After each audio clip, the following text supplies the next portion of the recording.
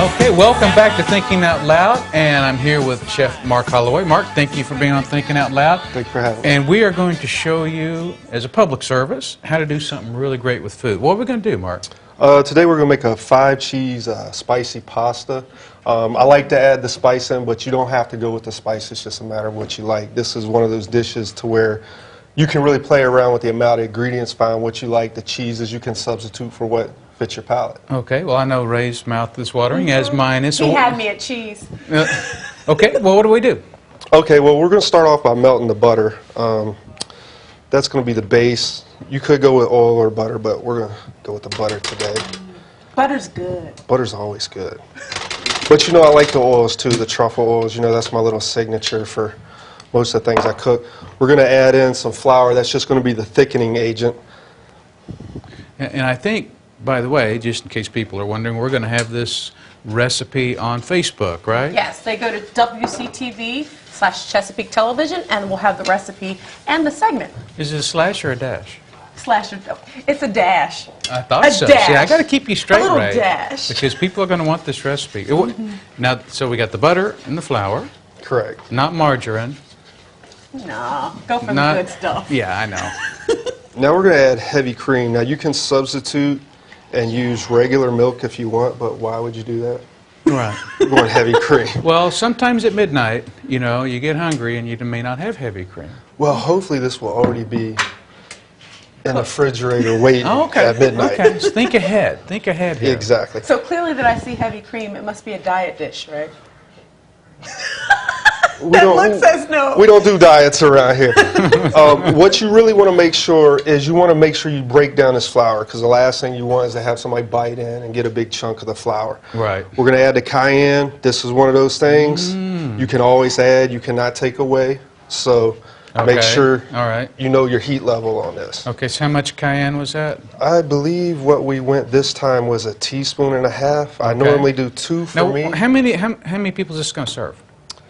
Depends on how much they eat, really. Honestly. I can tell you it's going to serve me. We can serve a bunch of people or one Ray. It's whatever you want. Okay.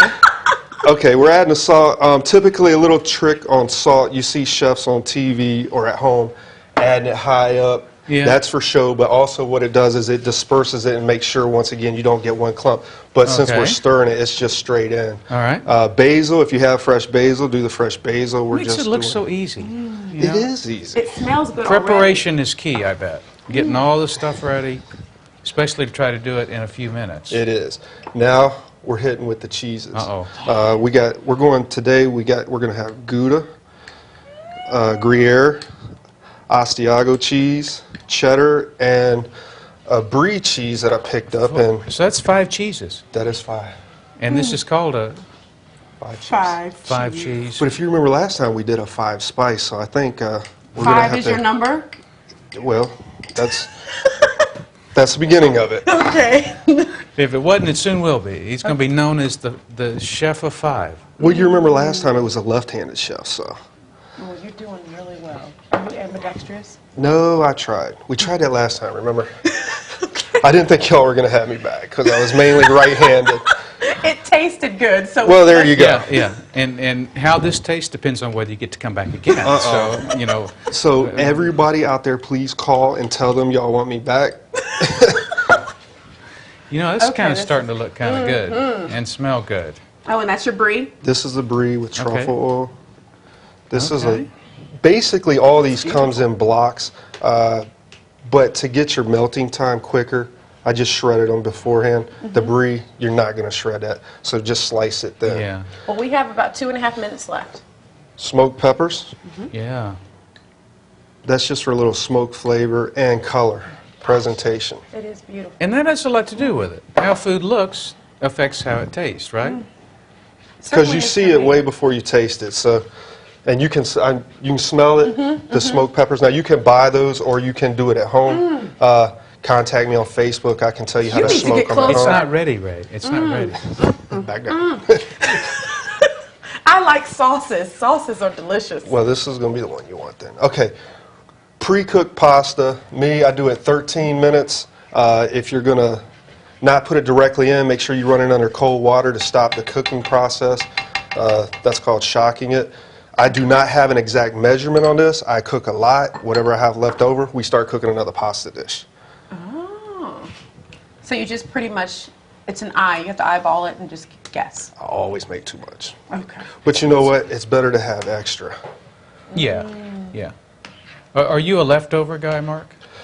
Yeah, me definitely. too. It's nothing like middle of the night getting up and going and having a fridge full of stuff. Yes, I'm Would telling this you. be, you think, a good leftover dish too? It looks like, put that, you know, you eat as much as you can and you save a little bit for, you know, the late show. It is. Now, when you remake this, Oh, that looks good. it is going to be high in oil, so you're going to have a little bit of oil left over. The trick is, this is one of those dishes you want hot.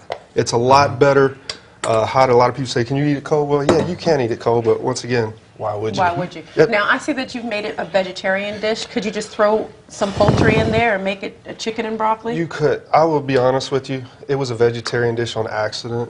I do very few vegetarian dishes, but it happened this way. But definitely, you can. It's one of those dishes. It's not like baking a cake. You can play around with the amounts. Anything you want to add in there. Hey, you could Go for probably, We have about 1 minute left. you so- could probably put chunks of salmon in there, right, or something like that. Good. So- Or you could just have Ray taste it. But now, what do you call this? It depends. 5 cheese, okay. If you're trying to impress somebody, this is absolutely 5 cheese spicy pasta. Okay. You're having a family reunion, it's macaroni and cheese. Okay. Okay. I help. But the broccoli, yeah. Good. So, I wonder who would want the first plate. So how do people get in contact with you if they want to bring you on in? Facebook is excellent. Mark Holloway's Personal Chef Services. Why The did she telephone get it number? first? Who's the host Because I there? wore red. It's the dress. Oh, It's the dress. Okay, I'll go for that. I've actually got a studio audience here today paying very close attention to what you're doing. All right, I get to taste There you this. go, Right, sir. how is it? Should I try it? Oh, yeah. It is very good. It is very, very good. Mark, we're out of time. Just in time. Just in time to eat. We're going to take a quick break with my mouth full. But find you on Facebook? And Correct. the recipe on WCTV, Chesapeake Television, Facebook On page. Facebook too. This is delicious. You got to try it. Mark, thanks very good. Thank you for having Come me. back real soon. I think you passed the test. Appreciate We'll it. have to come back. Okay, we're going to take a quick break. And Cassidy and Tess Broca will be right with us. Stay with us.